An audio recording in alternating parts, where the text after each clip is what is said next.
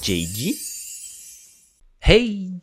Welcome to EU4 101, which is a series of quick videos for beginners where we learn about the basic mechanics of the game. Today, let's talk about sieges. During a war, when your armies enter in a province without fort, it will only take one tick to occupy the province. But if there is a fort in the province, the siege begins. For the siege to progress, you need at least 3 times more troops than the fort level. So a capital without a fort needs at least 3k troops, a non-capital fort 6k, fort on capital 9k.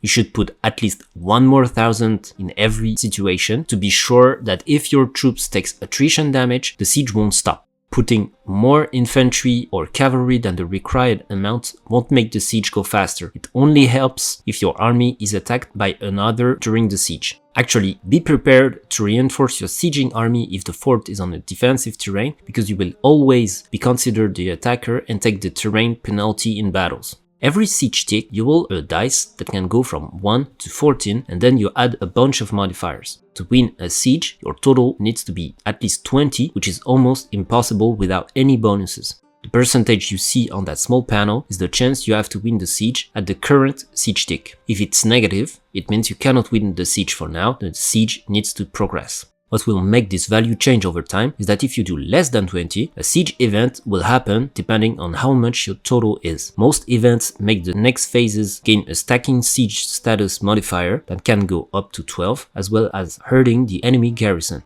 If there is no garrison, the siege ends at this tick. This will always happen during a siege, but what can you do to make it faster? First, your generals has a siege stat that can go from 0 to 6. Also, if the fort is on an unblockaded coast province, it applies a -2 to your rolls, so use their ships to remove it.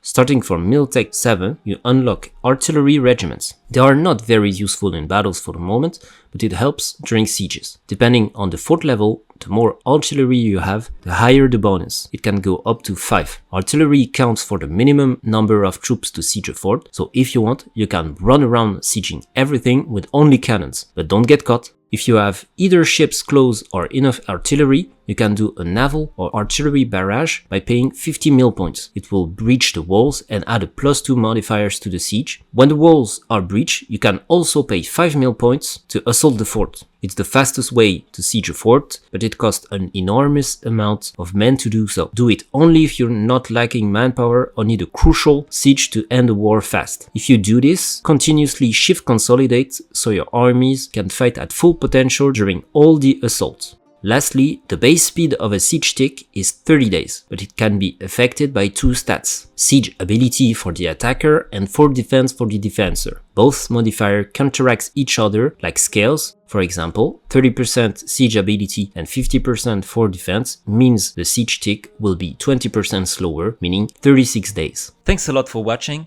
Don't forget to like, comment and subscribe, and I'll see you in the next EU4 101.